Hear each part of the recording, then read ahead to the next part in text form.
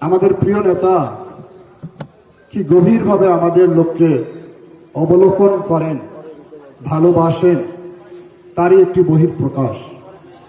এটি নীলফামারী সদরের কোনো জনসভা নয়, এটি লক্ষ্মীচাপ একটি ছোট্ট ইউনিয়ন, একটি নিভৃত পল্লীতে উনি উপস্থিত হয়েছেন।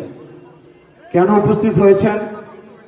দীর্ঘ এই গণতান্ত্রিক সংগ্রাম আন্দোলনের মধ্যে যারা জীবনকে বাজি রেখে, যারা জীবনকে উৎসর্গ করেছেন, তাদের প্রতি, তাদের বিদায়ী আত্মার প্রতি শ্রদ্ধা জানানোর জন্য উনি আমাদের মাঝে হাজির হয়েছেন। এখান থেকে বুঝতে হবে বিএনপি একটি মানবিক দল, বিএনপি একটি দেশপ্রেমিক দল, বিএনপি একটি গণতান্ত্রিক দল।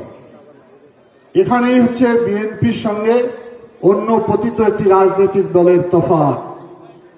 তারা মানুষকে পাখির মতো গুলি করে উল্লাস করেছে, আনন্দ করেছে। বিচারের কাঠগড়ায় তাদেরকে দাঁড়াতো দূরের কথা, যে পরিবার লোক নিহত হয়েছে, শহীদ হয়েছে, তাদেরকে আসামি করেছে। গোলাম রব্বানীর পরিবারের সঙ্গে মাঝে মাঝে আমি কথা বলি। তার স্বামীকে হত্যা করার পরেও, স্বামীকে গ্রেপ্তার করার আগেও তাকে কিভাবে নির্যাতিত করেছে, তার বাড়িঘর কিভাবে ভেঙে দিয়েছে, সেটি পৃথিবীর ইতিহাসে এত কলঙ্কজনক ঘটনা আমাদের দেখা নেই। শুধু গোলাম রব্বানী নয়, এরকম হাজার হাজার উদীয়মান তরুণ, ছাত্র, যুব সমাজ আত্মহতি দিয়েছে একটি গণতান্ত্রিক রাষ্ট্র ব্যবস্থা কায়েম করার জন্য। আমাদের প্রিয় নেতা তারেক রহমান সে 31 দফা দিয়েছে একটি গণতান্ত্রিক, মানবিক, বৈষম্যহীন, সাম্যের বাংলাদেশ করার জন্য। আমরা যেন তার আন্দোলনে সবাই শরিক থাকি।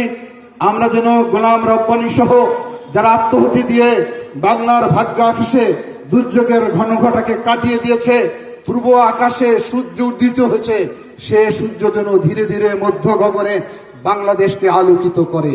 তাহলেই গোলাম রব্বানীর আত্মারা শান্তি পাবে। গোলাম রব্বানীর পরিবার আমাদেরকে বলেছে 3টি কথা। একটি বলেছে তার পরিবারের দায়িত্ব গ্রহণ করতে হবে, আরেকটি কথা বলেছে তার স্বামীর হত্যার বিচার চায়, আরেকটি কথা বলেছে আমাদের প্রিয় নেতা ইতিমধ্যে ঘোষণা দিয়েছেন বিএনপি ক্ষমতায় গেলে এই সমস্ত শহীদ পরিবারের নামে, শহীদ ব্যক্তির নামে প্রতিষ্ঠান নির্মাণ করা হবে। যদি নির্মাণ করা সম্ভব না হয়, আমি মনে করি এই সমস্ত প্রতিষ্ঠানের নাম পরিবর্তন করে ওই শহীদদের নাম দেয়া হোক।